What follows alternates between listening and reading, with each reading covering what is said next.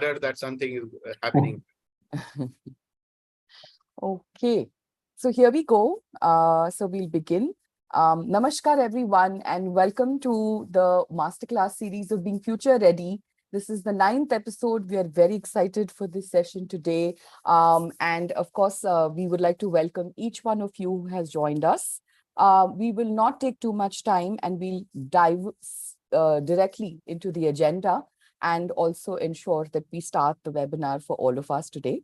Of course, we will give you an introduction on about this webinar, who we are, introduce our partners, IIM Bangalore, as well as NEGD and Digital India program.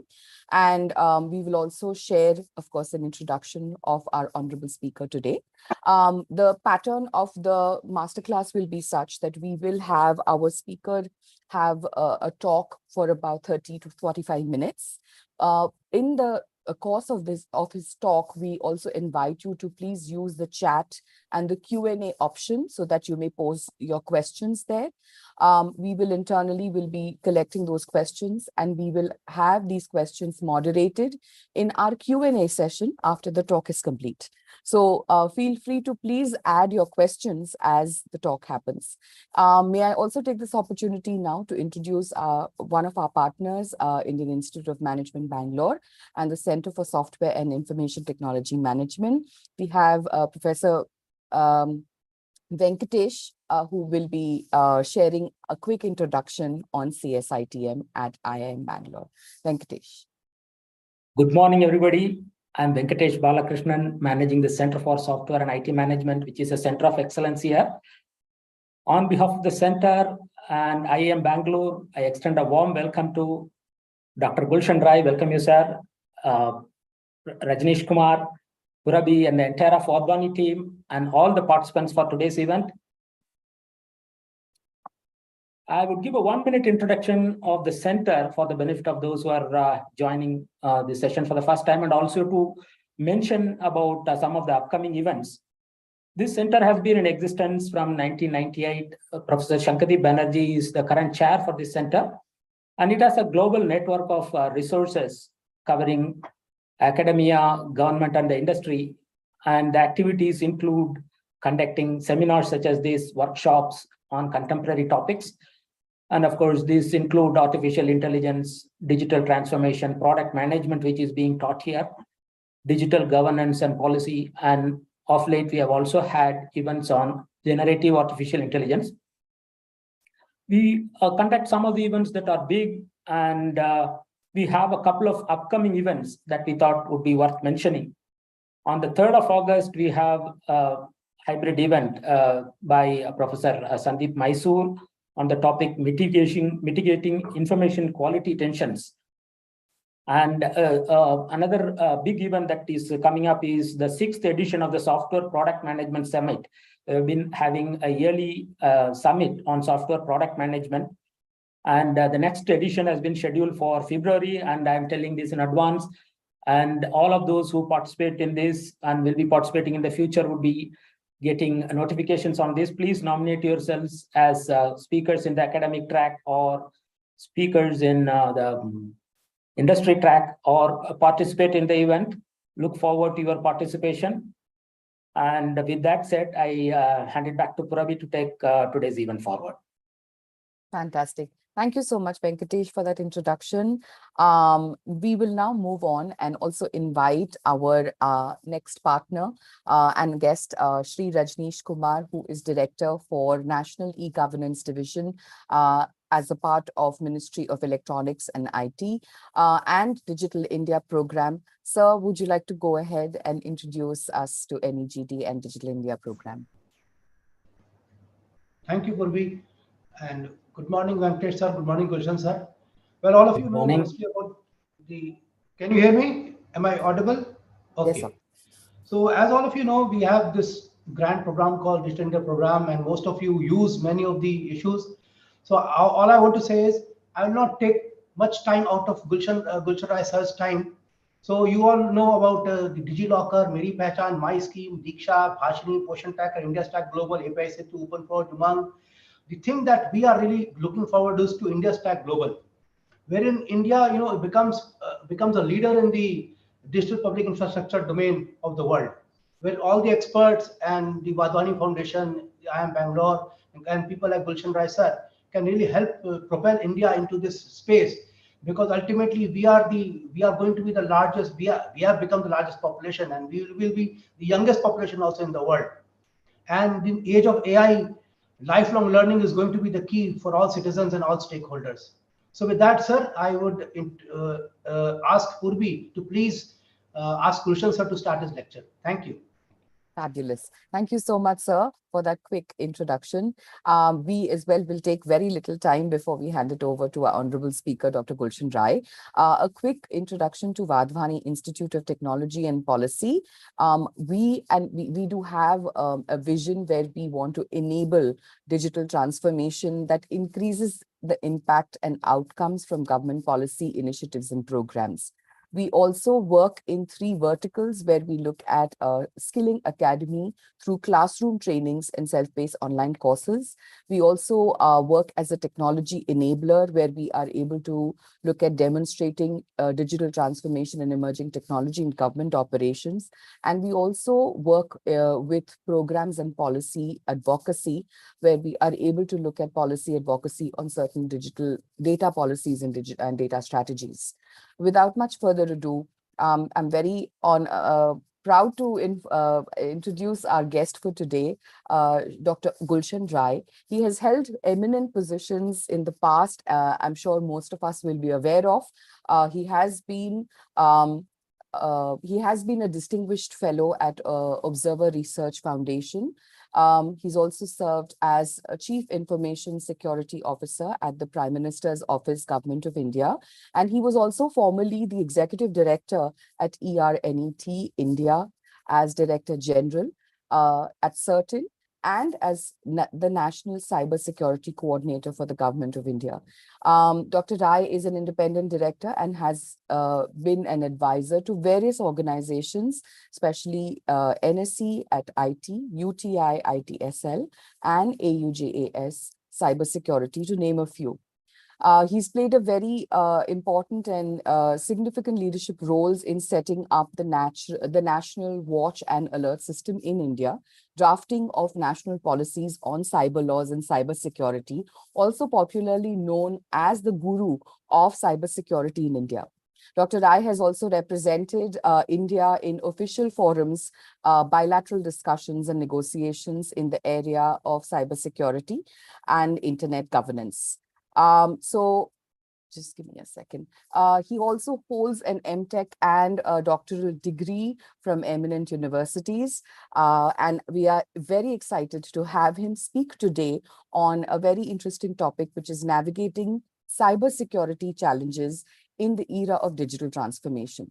At this point, I would take a moment to welcome Dr. Gulshan Rai for this particular masterclass episode. So I'll stop my screen and Shiva, can you please share the screen so that Dr. Rai can take over? Dr. Rai, over to you. Thank you very much, Purvi. Thank you very much. I'm really very delighted to be once again among my own colleagues with whom I have served more than 35 years. And the entire credit of my delightfulness goes to Wadhwani Foundation and the NEGD, particularly to Mr. Prakash Kumar, who has been my esteemed friend for more than 25 years, to Professor Venkatesh Balakrishnan, to Abhishek Singh, Rajneesh Kumar, and all other people who are in the background of arranging this seminar or my talk, which has given me opportunity to interact. Certainly, it would have been better had I been physically present there so that I can share emotions and share my feelings with the old colleagues there. But nevertheless, we are in the virtual world, and we have to, as the time goes on, we have to move on a virtual world rather than a physical world. That's the day of today, and that's what I am focusing on my lecture. Friends, I have seen in this industry, right from my higher studies days there, over a period of last 50 years, how the things have changed, I really cannot say. Many of you would not be aware this industry has gone from where to where, what kind of a systems has come up there. And I really shiver at some time to see what kind of a scenario we are entering into. Some of the glimpses I had seen right from 2000. Actually, if you look at it, the entire sector has gone into three phases there. Before, when we were studying, when we joined it, 2000 is the most critical time when the thing started going up. It's a step function. I'm saying a step function, not an analog function. That's where it goes on. Today, at some time, I wonder whether we call it digital transformation or we call it transformation in the digital technology. That's what I sometimes wonder, and I don't know what is the answer there. Today, if you look at it,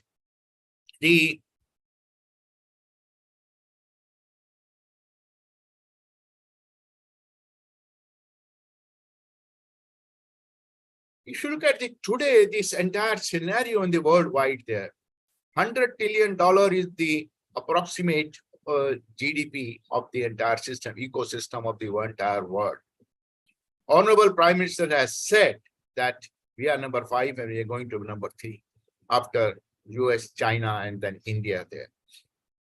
But the underlying idea is that out of $100 trillion, 46% of the economy is digital economy. That's the scenario today. If you talk about India, it's somewhere around 21% of the digital economy. We were supposed to go, we have put a target of ourselves $1 trillion of digital economy. And I think we are soon going to surpass that $1 trillion economy there. Today, I mean, this 46% of the digital economy and the growth rate is about 22% per annum. So you can imagine the role of digital technology, role of what we need to understand, what are the different aspects, different contours of the technology. That's this slide tells it. You do the international transactions, is all digital. You do the financial transaction, all digital. Gone are the days when you used to communicate on a satellite medium. Today we have a fiber and you can transfer the data to terabyte data, you can transfer there. So that is the scenario which we are talking about today. And this sector is becoming a little more and more complex and scenario. Friends, we often used to say that there were 4 domains in this world. One was land, sea, air, and space. They are the 4 domains when we talk about it. But today, everyone talks about there is a 5th domain also. 5th domain is a cyber domain. The word cyber came somewhere in 2004, 2005. The cyber came up there. So this 5th domain, you can see the difference between the 4th domain and 5th domain. 4 domains are the natural domain created by the God. But 5th domain is the domain which we created, and we are making it more and more complex as the time goes on. This artificial domain, the 5th domain, is driving the other 4 domains. That's the scenario today. And that's why this sector is very, very important to understand what are the issues and how we go about it.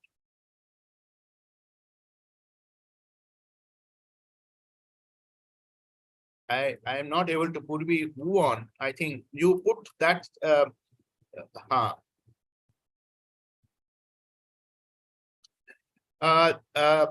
there will be a problem to all of you because I think there is a movement cursor problem on side. Now, this transformation in the digital technology, which I say, which I normally quote it, many of you may agree, may not agree. What are the essential features of this transformation which is happening? That's an emerging digital transformation. You may call it 4.0, you may call it 5.0, whatever, but I call it 4.0. The first technology trend which is becoming important is that we have a next level process automation where we are talking about robots there. I'm not talking about industrial robot there. I'm talking about general robot there. Can you imagine a capital market or financial market without a RPA? The robotic process automation is a software today which does everything, driven by the artificial intelligence and driven by the new different technologies. There are different natural language processing or ML or AI. This is what RPA talk about it. No financial sector operation can happen without RPA. In the industrial sector, same thing is happening there. In the communication sector, it is happening there. So the future trend which is going on is a robotic process automation. That's what. The second impact is the 3D, 4D printing and those digital kind of a scenario. The virtualization, process virtualization, that's the scenario which is shifting there. No more we'll have to go and look at the rent there. If you want to rent a house, look at it, or look at a premises, or look at any item there, you can visualize it over your screen, sitting at remotely and finalize it. The next transformation which is going to come is next generation connectivity. Friends, we are in the on the verge of moving to 5G. Of course, we are on a hybrid kind of a 5G, SA and NSA there. We are right now in the country NSA, and worldwide also NSA. Somewhere 1 or 2 countries are going to SA. Now, look at the paradigm shift in the next generation communication technology. No more the same phone which used to give you 4G connectivity can you give to 5G. It's a paradigm shift. You have to go over a different. In this next generation communication, their system, data will lie either on your mobile phone or on the tower. The role of the exchange is going to be completely minimized for MIS purposes. But what kind of a bandwidth you give it, what kind of a connectivity you get, it will truly become a network society. Anything in the world is network there. I can tell you why. I went in 2007 in US and I went to Intel factory. And I was surprised to see what they were showing to me. They were showing to me a fabric research on a fabric where they're putting the network on the fabric there. So once you put that fabric, your entire body is connected there and variety of purposes there. So that's the power of the next generation connectivity there. And then you have become distributed infrastructure. Look at the cloud. Is one example of distributed infrastructure. You have public cloud, private cloud, and now entire internet is a public distributed infrastructure. You don't know which route is going, where the server is there. I really don't know where the NIC email or where the Google email or Reddit email or Hotmail they are located there. It's all distributed. They're all synced together. Right now also, we are in a distributed kind of an infrastructure. We are participating from different locations, listening from different locations, and that scenario is going on there. Next generation computing. We all talk about the processor. 3 nanometer is a de facto. I know. I used to go to when I was in IT ministry, the SCL 180 nanometer. They are still there, and they were 300 nanometer today. 3 nanometer is a de facto standard. The Apple phone or the Pixel phone, you see, the 3 nanometer nodes are there. And their testing has been done for nanometer. This has changed the entire revolution. Billions of transistors are put on the same chip there. And you can see the this transformation has happened in the computing. We are talking about a quantum computer. And quantum computers are a reality today. You talk about IBM, you talk about Google, you talk about many other companies there. They come back with a quantum computer. That's going to change the entire scenario there. My transformation, good, bad, everything is going to be a different kind of a thing. Then comes the applied artificial intelligence. When you talk about the artificial intelligence, and when I meant applied, this AI is going to be part and parcel of every economic sector. Friends, I'll give you one very simple example. We have been finding, this country has been finding, look at H1B. There were a whole kind of a furrow was there, H1B we are not getting. But then why H1B has been reduced? Because a lot of work which our programmer used to do is done by AI, is applied AI. Look at medical sector. Look at any other many sub-professional sector. The AI is playing a role. You have a mobile phone. Someone sends a message to you. Your mobile phone, the moment you click on, is ready with the answer. It reads everything there. So applied AI sensors you have in your electronic watch you have. It tells you, locks many parameters, throws many parameters to you. That's applied AI, and that is going to be the future. And I mean, we can debate, we can do that. Future programming, and that's it. That is very important. No more we are talking about COBOL, no more we are talking about Fortran, no more we are talking about .NET kind of applications there. We are talking future programming. Future programming means microservices, microarchitecture.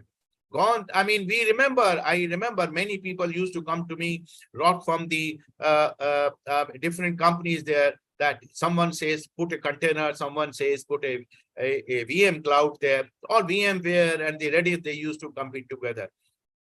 Today, we have a future programming in the sense microservice, microarchitecture, where the container and VM are working together. Look at the Netflix.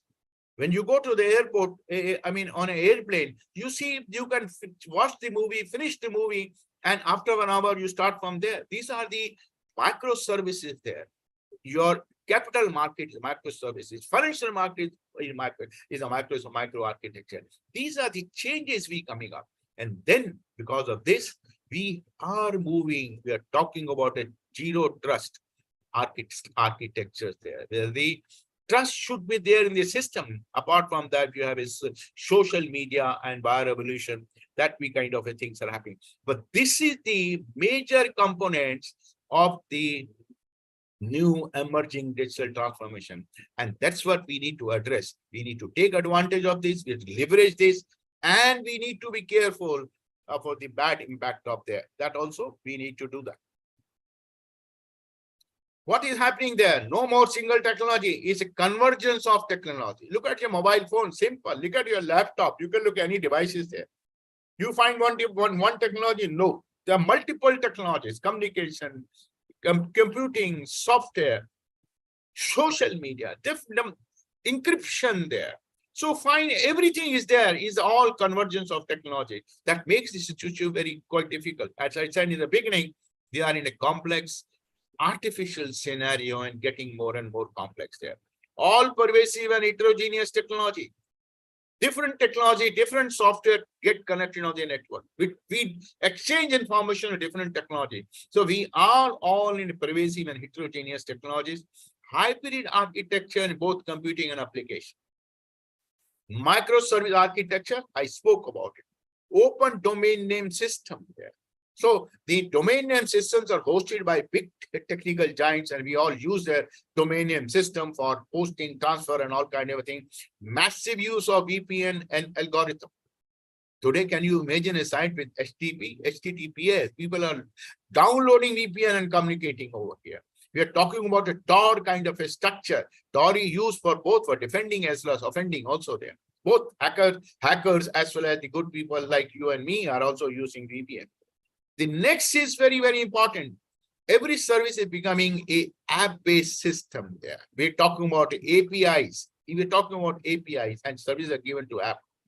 But look at it, this kind of a heterogeneous environment, both in hardware and software, in our computing and our communication, what kind of a system, where we are leading to. And then we are finally in the open proprietary interfaces. That's a scenario direction today. I thought I will list it. These are the scenario. Now, this whole digital transformation is giving us what? New model and new innovations there. New programming modalities to achieve the robust model and build application faster. That's the trend. We want to use of this technology. Novel architecture paradigm there, focusing on infrastructure, enhancing resiliency, flexibility, speed, decoupled microservice base. That's what the focus is there. Dedicated hardware delivering increased computing power. Now, these are the new models and business innovations which are appearing, which are emerging, taking advantage of the technology. Now, this kind of a business model innovation, technology innovation is also posing a lot of risk for us. You have a very great highway done, but it poses a lot of risk also. We must understand what risk is there so that we can control our speed. Business is there. Their basic taking primary responsibility for soundness, application of data ethics, and maintaining data-driven culture. That's the responsibility of the business is there. What they have to develop a appropriate process and control. Look at it in a heterogeneous society where heterogeneous systems are there. They are all interacting different interfaces, different processes there. We need to ensure that everything is safe, resilient. That's the risk businesses carries there. Society risk is to safeguard societal values there. That's the major important, and maintain internal awareness about social duty organization. That's the society's risk, which emerging is. operational risk, compliance risk. These are the risks which are emerging because of the change in the digital technology and digital transformation there. Expanding role of and implementation of technology across sector in the country. All of us used to go to the bank branch for taking out the money. Today, who goes to the bank branch? The power sector, the entire SCADA is controlling the power sector operation there. You don't find much variation in the technology frequency system because SCADA is controlling it there. So this technology is maybe a small part of your entire cost of the capital equipment, but actually, this is the nerve center of the entire operation of the economic sector. Today, we talk about techno-economic, techno-manufacturing, techno-legal. Word techno is before. So the technology is getting into the economic sector, civil sector, military sector. You cannot imagine any kind of thing. Volume and complexity of the information system is enhanced, is increasing in the country, in the worldwide. Growth in volume of transactions, sensitive data exchange. UPI, look at the UPI transaction. Billions of numbers are going on. NIC used to maintain the total transactions in the country. Digital transformation, look at the numbers have gone, billions have gone there. That things have changed, transaction has changed, and we are exchanging data. Any transactions we are happening, whether you are bank, insurance, any kind of thing, we are now exchanging on the network there. The network is not operating only in the country. Whatever we may say, we will localize, we can't localize. Anything on the internet can't be localized. Rapidly changing security and threat landscape. We all know, we have seen, we will see in the further also. So what is the challenges? Its challenge is that we have to reduce the cybersecurity exposure of the IT infrastructure and ecosystem in the country. That is what necessary for us because of the enhanced space, because of the heterogeneity, because of different technologies. No software which comes in the country or in the world is 100% secure. No hardware which comes in 100% secure. The security comes up, improvement comes up, efficiency comes up over a period of time by putting by updates and upgrades. So what is the responsibility? Our responsibility is to ensure availability of human resources. That's a challenge also.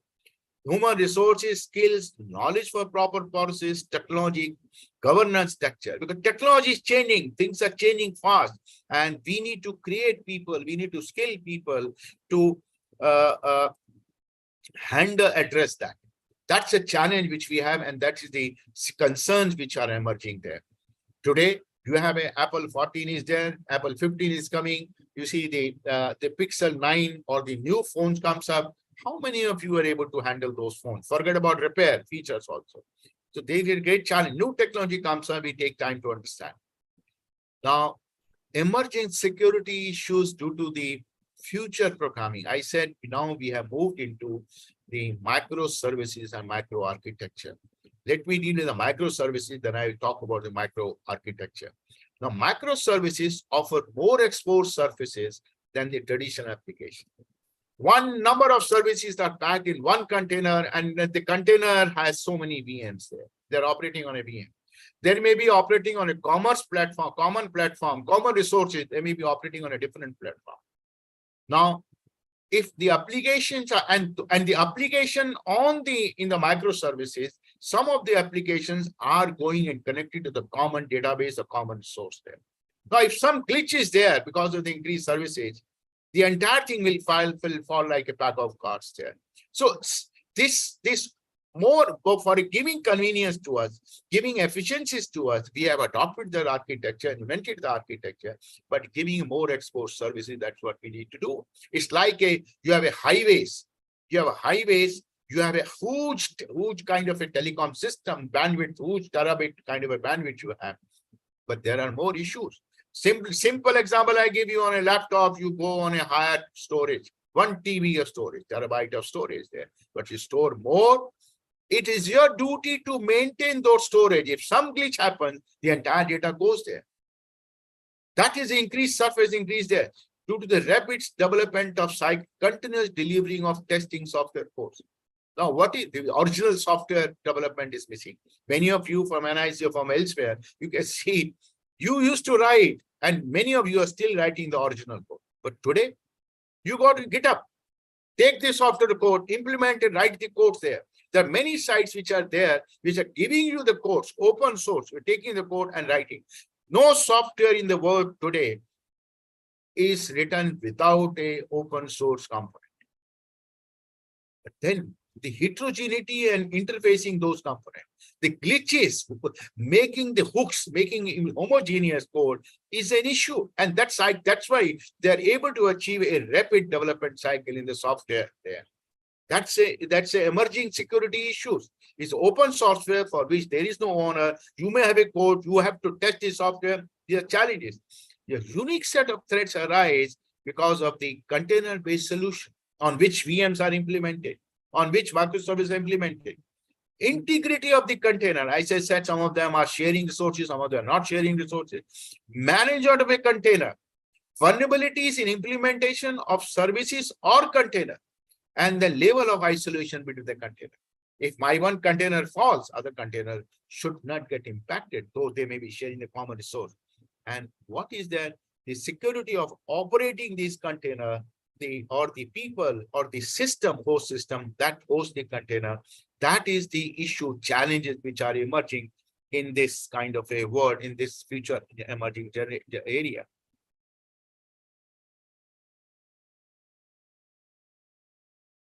All of us are talk jargon is the word, the cloud computing. Cloud computing is a jargon. NAGD and Ministry of IT and many other organization regulators, the one thing say move to cloud, because the vendor comes and say cloud is will offer you every solution which you are facing in this world. But look at it, all our applications are not cloud oriented. They are not migrate to the cloud. We simply take it. Most applications are, we go take our server and host on the cloud. That's what most things are there. Our application is not oriented towards the cloud application. So we call it a monolithic application. Now, this monolithic application, we need to convert into the cloud migration on a services there. And that is the challenge there. One challenge is to migrate your services from a captive data center or captive computer system to a cloud. The other challenge is that migrate your application to the microservices architecture. That's the second challenge which we are facing. And this is the existing weakness in the digital system. Now, if this weakness is exploited, because it will result somewhere in terms of your programming error, your hooks there, it will leave so many loopholes in the system there. And it becomes a threat to the system. I mean, any glitch, forget about any hacking or any attack by anyone. It will show a hanging of the system. You're not able to access the system. And it's shown, you see, look at the application. Many of the time you see the large databases, same thing happens there. We try to convert it. We have somewhere around 15 or 20 large databases in the country. You look at it, this system you will find everywhere.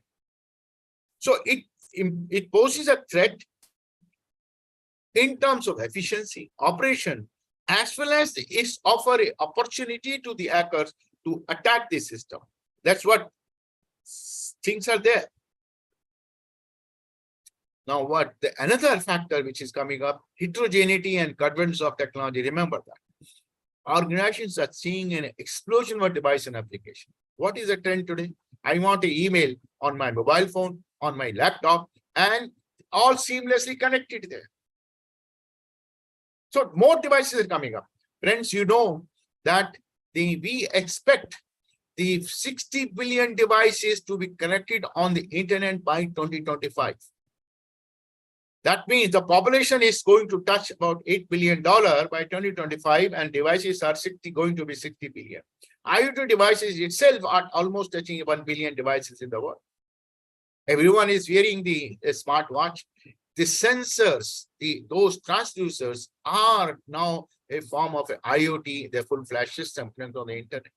So more and more devices coming on the internet. When the 5G comes up, it's a truly TCP/IP kind of a network. Anything and everything, road roller on the road, hospital, lathe machine, Everything will get connected on a 5G. So more devices will come, more explosion will come. Shadow IT, ID, these are the another issues which are coming up. These are many of the devices which are coming up, which are beyond your IT operations. If you go to the industry or you go to critical sector, there are two parts, MIS and the operation. The operation is not controlled, OT, which you call operation technology, is not controlled by the computing people, they're controlled by process people there. And each one of them has no control. The IT application is decided by a business club, by business people in a company or a business organization in the company or any entity there. IT does not know what applications are to be implemented, what applications are needed. They just don't know. The business side or the different division takes an application and asks them to IT, now you run it and give it to us. Look at where we are. The unmanaged infrastructure is coming up there. 50% of the infrastructure now falls in the unmanaged bucket. That's a scenario. You have any point of a time, you have a legacy system, you have a modern system. You cannot change everything at one point of time. Legacy system will always be unmanaged when you look at the today's scenario there. So again, I remember heterogeneity and different kind of things. Yet, this is all part of the organization attack service. You have an unmanaged infrastructure, you can't monitor. You can't see what is happening there, what kind of things are coming up. Every organization talk about endpoint. They're implementing endpoint, somewhere is doing something, but the endpoints are not monitored. Endpoints are not available on your screen or on the kind of a thing for a monitor where you can see what kind of things are there. Friends, we talk about zero trust architecture, it's jargon, but it's impossible to implement a zero trust architecture without visibility of the unmanaged architecture, unmanaged infrastructure. And I am not surprised. Many of the organizations still have unmanaged switches with them. The network cards are a problem there. I can tell you one of the case example. In one of the large bank in the country, I got a call at around 11 p.m. in the night about a month ago. They say my firewall suddenly has gone up and it's 100% choking. What can I do? What shall I do? And I want to do something. Can you help me? I said, which kind of a firewall you have? He told me the name of the firewall, make of the firewall. I said, what is the problem? Is it a DDoS attack or a web shell attack or what things are there? He said, nothing doing, but suddenly traffic has gone up there. Then I called, he told me the name, I called the manufacturer there who was distributing those kind of firewalls there. Next day morning, 8 o'clock, the guy reached there to the bank there and it found out that one of the satellite down near to Delhi, that server was not monitored and they're sending the whole lot of a pinging traffic network card was bad there. The server was not monitored, small city, a small nearby city there, but entire thing came to a haywire. That's a simple example I can tell you where it's happening there. So friends, this is the rise of unmanaged structure and we need to do that. What are the cloud security concerns? We are all talking about. There was a trend, go to everything shift to the cloud. Now suddenly people have realized that everything need not be a cloud. We need to look at the hybrid kind of a cloud, private cloud in a public cloud, but then distributing the information, exchanging the information on the cloud, that has a challenge that we don't know how to do that. Most of the people are shifting to cloud without understanding what is cloud. What are the challenges there? We need to do that. We need to look in proper cloud account management. That's a major part. What we do is a cloud provider should do that. IT ministry has empaneled certain cloud without bothering what kind of a cloud is doing. There are no clear guidelines. It is impacting the cloud. That's what IT ministry should look at it. Find they're a good job. They're given some systematic, some disciplinary. That was need to be done, but we have to move on. We need to take account who's going to manage the cloud. What is his responsibility? What are the service level agreements which he has to do? A user like me or user like any other user, no matter how big he is, it's difficult for him to do. Data breaches. Who is accountable for data breaches? Who is accountable for data loss? Because he's operating, cloud operator doing system management, he's implementing his own kind of a protection system. Security system is a shared security system. If I'm developing application in the kind of a Java, and someone else is not operating in a Java, for me to operate Java, need of Java port to be open there. And similarly, port management, security shared is impacting there. Malicious insider, because the cloud provider is maintaining that. Then the insecure APIs. Almost all APIs are insecure in this country. No one is testing the APIs in the country today. Shared responsibility, I said, regulatory compliance is more and more shifting to service provider. Whether it is any government entity or non-government entity or private entity, the regulatory compliance is shifting to the organization entity. I am sure Venkatesh understand better, because the management from the school, he understand what is the meaning. There are punitive criminal actions on that. Insufficient due diligence there, denial of service there. These are all concerns which has to be translated to secure the user in the form of a service level agreement. And that is where I suggest the Ministry of IT or such organization to sit down a draft, prepare a draft of a service level agreement, not only the performance, but on the security side also. So, quick time check. We are at a 30-minute mark. So, since you had requested 45 minutes. These are the threat landscape. I just quickly run. These are the threat landscape. You have a ransomware, 1200% increase in ransomware over the last 6 months there. IoT supply chain, business email compromise is a normal feature there. Insider contractor detail, organized cybercrime, market manipulation, data tampering. These are the threat landscape. I wish I had a time, but this subject is very, very important. Sir, you have 15 so minutes many more, sir. applications there. How many of you know $171 million was taken away from Union Bank of India in this country in 15 minutes? Of course, we got the money, but $171 million, easy to say rather to calculate it. So what is situation, current situation? Adversaries are prepared much better in cyber warfare. So winning cyberspace is a strategic objective. There is no peace and war in this system. We need to be on our toes, and we need to be ready always. Something is different.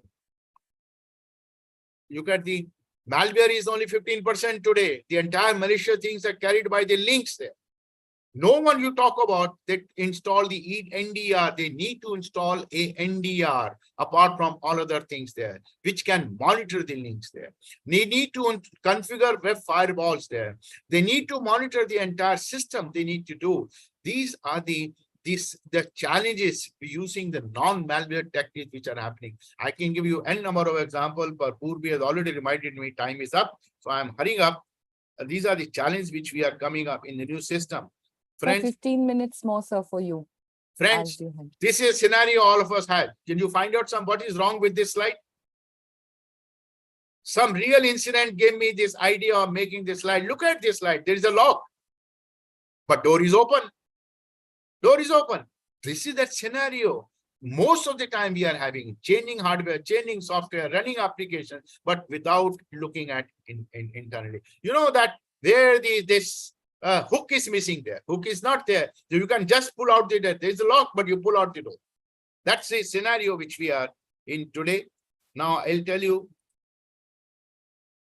where we are and where we have to go. That's a desired state. That's needed.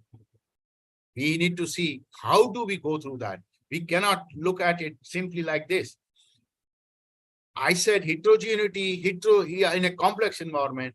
You cannot handle everything, every situation, every requirement, every organization has their own requirement. So what we need to do, we need to look at that, look at your infrastructure, look at the organization. What is our need? The major things are there. We have to implement a proper kind of a mitigation. We need to prepare for cyber incidents and then understand your risks of your organization. Understand the risk. What are the risks you have? Every organization doesn't have the same risk. Implement operational mitigation and implement your things. Now, these are the 10 steps which I feel these are needed. We talk about people, process, and technology, and then management also. A people process, you address that, you are addressing 60% of the entire scenario. Technology address only 20%, and management has to provide funds. So what are there? We need to look at the I mean, these are the steps. I mean, you can go through that, or Purvi can give you the slides there. How home and mobile working, user education awareness, incident management, managing user privileges there. It's very, very important there. Removable media control. These are the basic things which we need to do. If you look at the process, monitoring and establish a monitoring strategy system, secure configuration.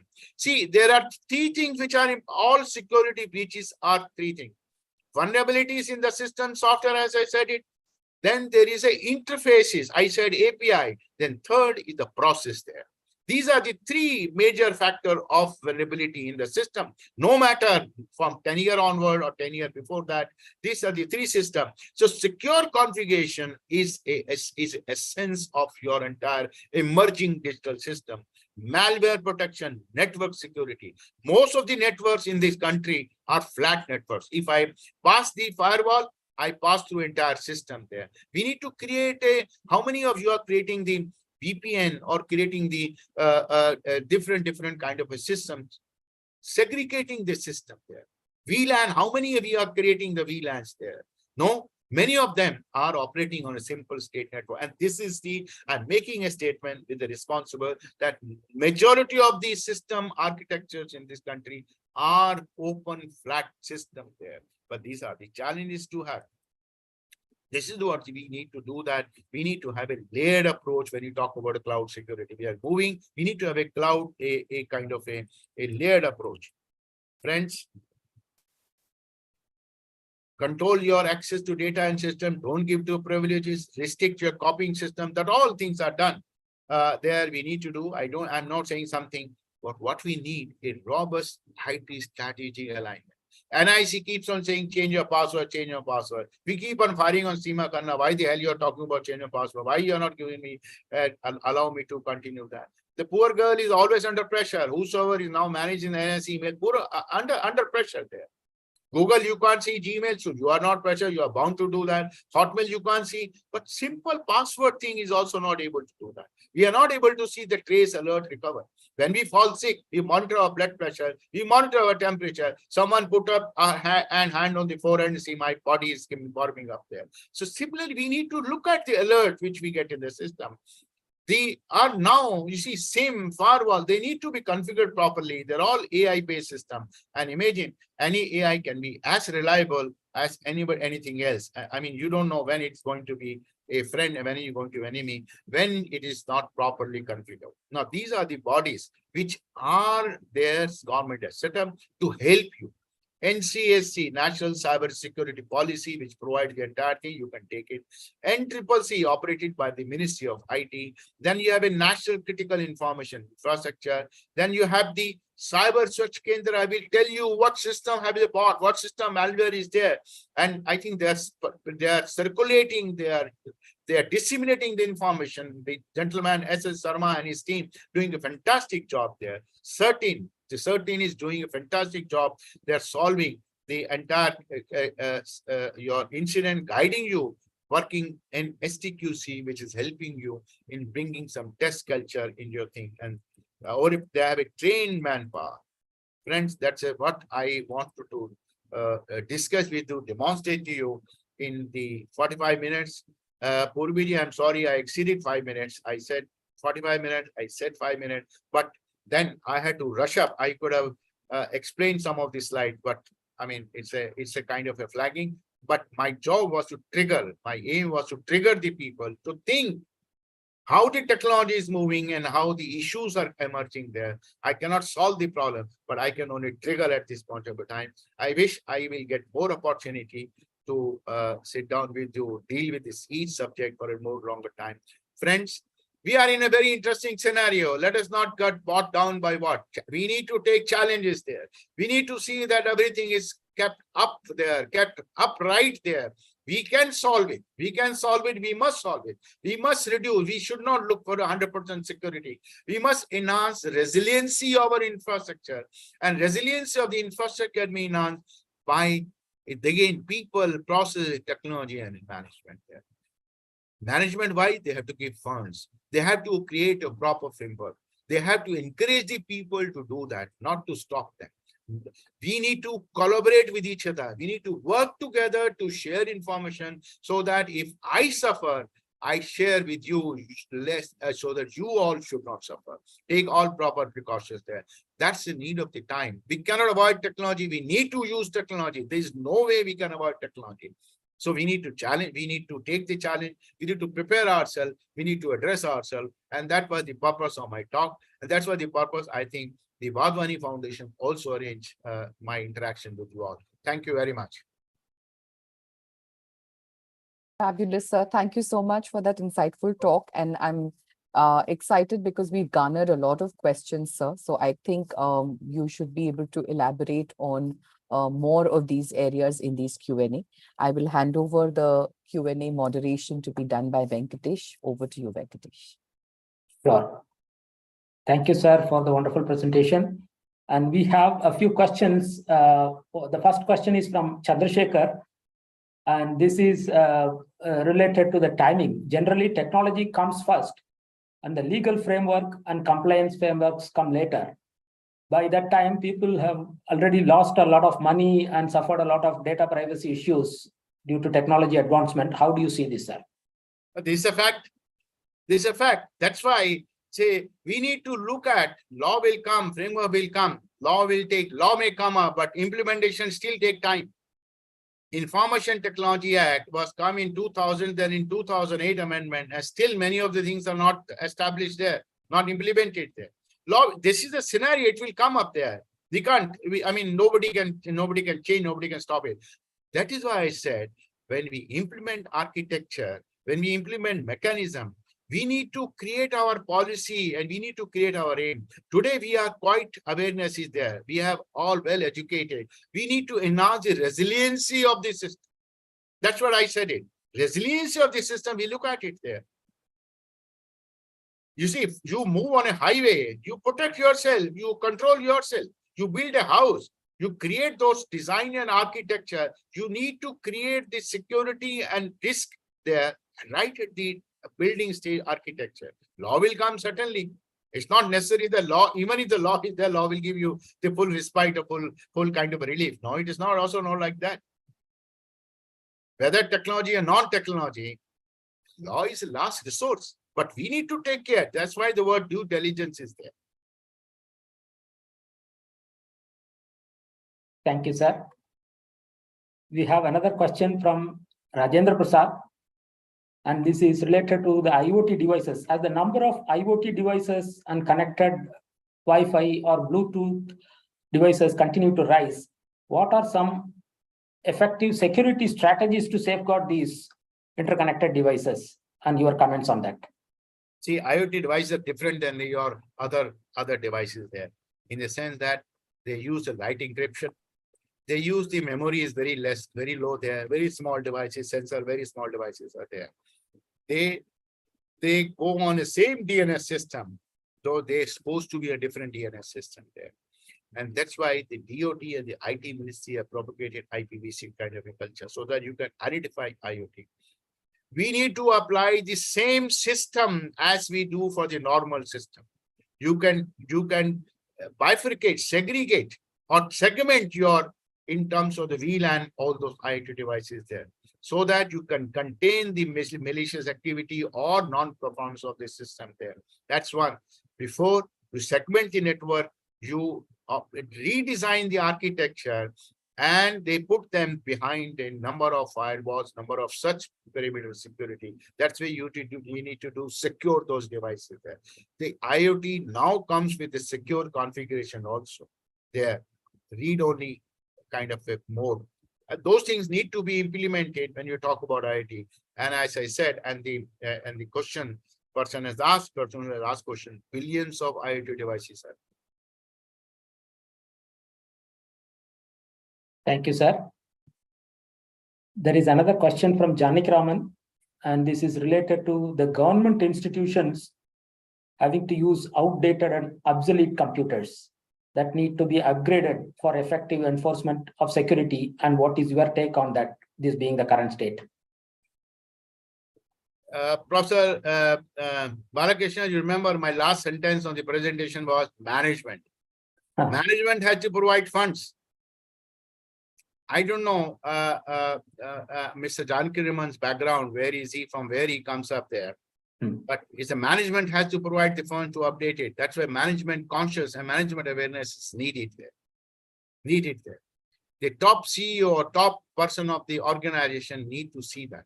Not only you have an obsolete computer, the obsolete operating softwares also there. They are not being maintained, properly maintained. And when I said unmanaged infrastructure, these are the devices that we're talking about unmanaged infrastructure. I said 50% of the devices in our organization are unmanaged and they are security risks. I said that. The best is provide fund, change them.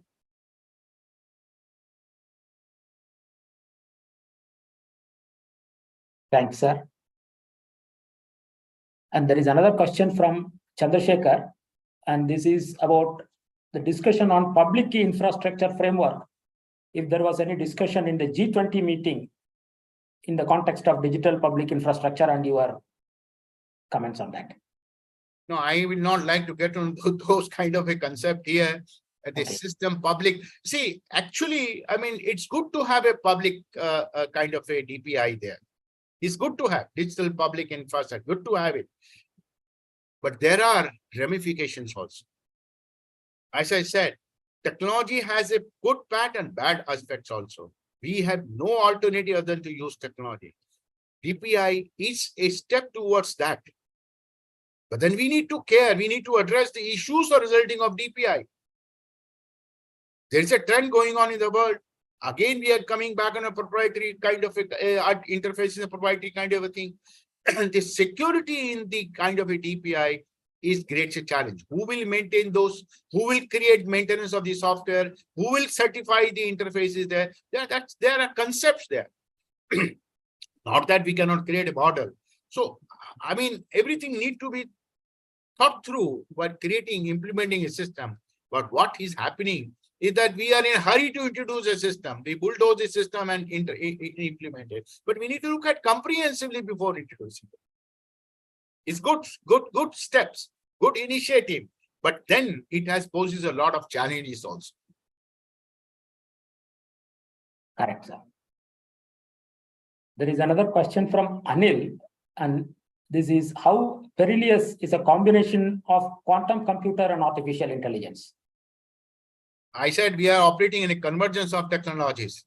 No application, no hardware, no device will function without AI. They are together. The entire operation is controlled by the AI. I said robotic process automation is a part and parcel of any application today. So they can't be separated out. AI is going to be embedded part of each and every system, hardware or software we implement or network system we implement. Thanks, sir. And there is another question from Subendu. This is on whether government authorities will take necessary steps, like in advanced countries, to promote open source tools for digital forensic analysis. That answer should be given by Rajneesh only, not by me. I think government should create those promotion kind of a thing. I only can say that. I'm not in the government. Rajneesh or the NEGD will be able to say. Not even Professor Balakrishnan, you also cannot answer.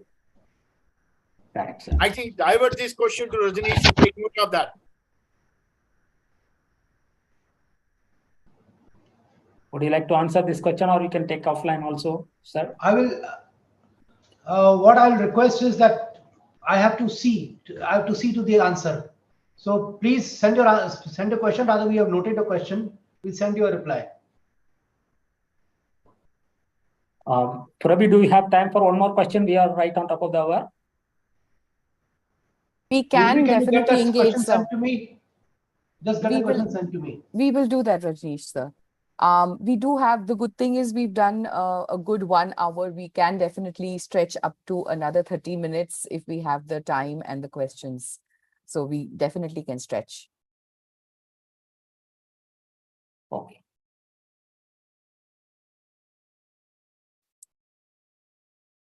The next question is from an anonymous participant, and this is on from where can we do certified security testing for website? Is the testing STQC does it. No, Professor Balakrishnan, STQC does it.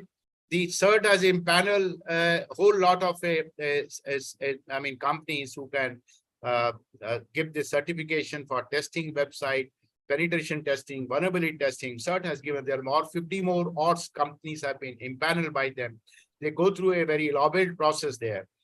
For testing, it takes almost a couple of months for them to go through the process and impanel those companies, and they keep on revising this. The system is functioning for last couple of years in a very solid manner, and is very effective system also. You can go to the website of CERT and do that. Sure, sir. Thank you. And one more question from Amit. What are the cybersecurity job opportunities in India? How to and where can we find the cybersecurity domain opportunities? And what are the certifications required as of now? No, I mean, the job opportunities are very good. I don't think the 90% of the organization have this adequate, properly trained cybersecurity staff there. No. The cybersecurity policy 2013 projected 1 million skilled security professionals. You could do thereafter, not many courses started. The certificate courses, formal courses, informal courses, they all started there. The demand is going up and up. Today, you advertise, you don't get a security professional. You started getting a lot of certificate there, a lot of certificate, you can get it. I mean, there are 5 or 6 courses are there which are certified and which anyone can take from the country also. And you go to the CERT website, they'll give you a list of the certificates courses from where you can get those trainings, or where you can get the certification done. They're all listed in a CERT website. They can make use of the CERT website.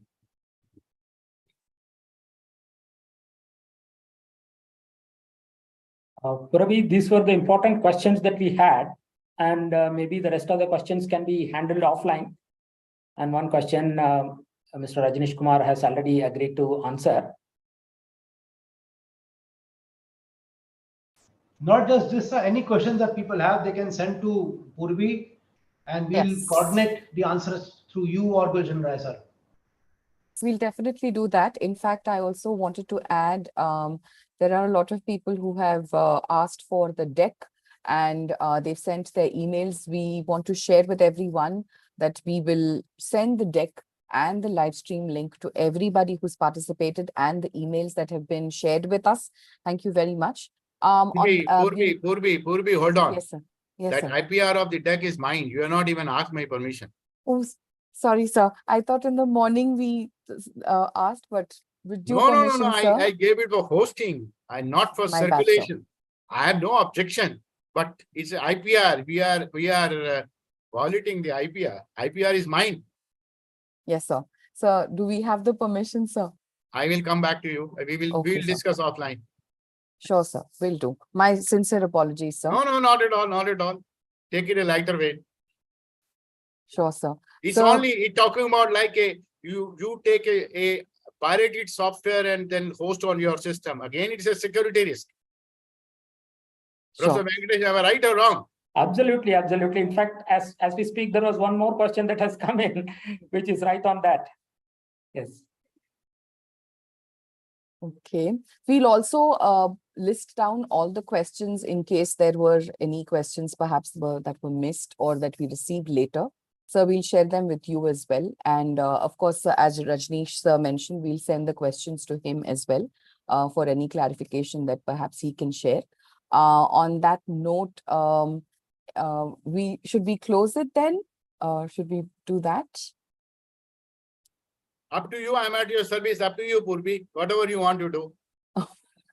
Okay, sir. Then in that case, for all the audience, before I share my vote of thanks, we will come back to you on the deck or any material that we can share for this particular masterclass session.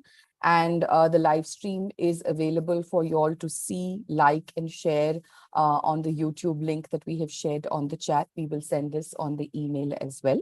And before we call it a day with our masterclass session, I would profusely want to thank And on behalf of the entire audience, I would like to extend our sincere gratitude to our esteemed masterclass speaker, Dr. Gulshan Rai, for sharing his invaluable insights and expertise with us today on navigating in the digital era related to cybersecurity. Sir, your profound knowledge and engaging presentation clearly have enriched our understanding, sparked the enthusiasm on this area, and it definitely leaves us with a certain impact. We sincerely want to thank you for making this masterclass such an enlightening and a memorable experience, sir. Thank you so much for coming and joining us at the 9th Masterclass series of Being Future Ready, sir. Miss Mitra, I'm truly honored by the sentiment you have expressed, the kind introduction you gave it to for me, and they truly really truly touched by the invitation you sent to me, offering opportunity to interact with my people, and understanding, giving my thought, and maybe triggering some of the people there, and maybe lot of requests I'm seeing on the email there, which flashing the message there. It is a true pleasure there, and I think I have learned from the society, and I must give it back to the society. And every phase is a learning phase. I will be very happy to provide any clarification, any kind of a suggestion, not advice, suggestion to any one of you. We are at this stage where we are supposed to give back to the society whatever we understand, whatever the society has given to us, and it will be my pleasure. I will be honored if I can be of any help to your viewer, to your listeners, to a participant, or to the Vadhwani's Foundation, including the IMB as well as the NEGD, because all people sitting there, my esteemed friends are there. Thank you very much. Convey my best regards to Mr. Prakash Kumar. I know he must be recouping that. I will be able to speak to him after 2-3 days, but he's a great, my great regards to him. Will do, sir. Will do, sir. Thank you so much. And thank you everybody for joining us at this particular month's masterclass. This is the 9th one. We have the next month coming soon. We will reach out. Thank you for being such a wonderful audience. If there are any questions that you may have, please don't hesitate to respond on the email where you'll be receiving our thank you email, as well as the link for the live stream. You may have also received it from the same email where we had sent the invite once you would have registered. So please feel free to reach out to us. We'll be more than happy to engage with you. Thank you again for being such a wonderful audience. And thank you everybody in the panelists, Shri Rajneesh ji, Venkatesh ji, and last but not the least, Dr. Rai. Thank you so much, sir, for coming and joining us today. Thank you very much. Thank you. Thank you, Rajneesh. Convey my regards to Abhishek. Thank you, sir. I will do, sir. Thank you. Thank you, sir. Great. Thank you. Bye-bye. Bye. Thank you.